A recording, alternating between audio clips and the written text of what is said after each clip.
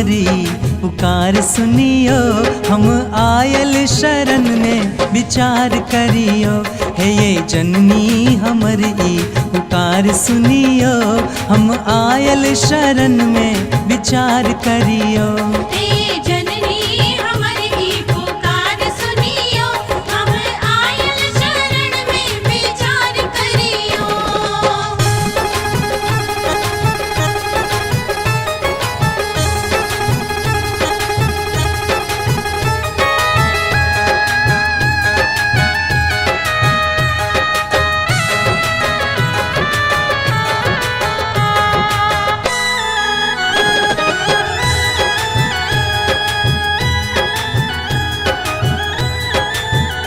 हम भर जाग सा ठुकरायल छी, अहीं के चरण में माँ आयल छी।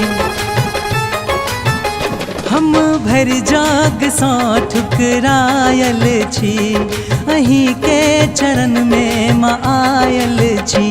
हम छी पापी अधर्मी उद्धार करियो, हम छी पापी अधर्मी उद्धार करियो। हम आयल शरण में विचार करियो।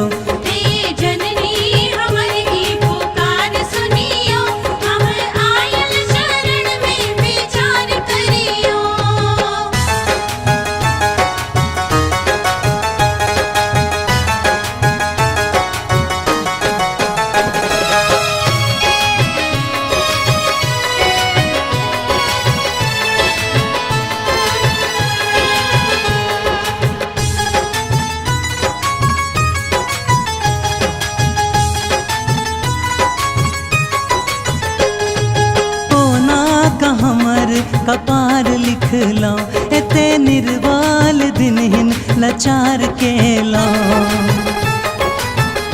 कहू कोना का हमर कपार लिखला एते निर्वाल दिनहिन लाचार केला। नाव उबडूब जीवनाक पार करियो, नाव उबडूब जीवनाक पार करियो। हम आयल शरण में विचार करियो।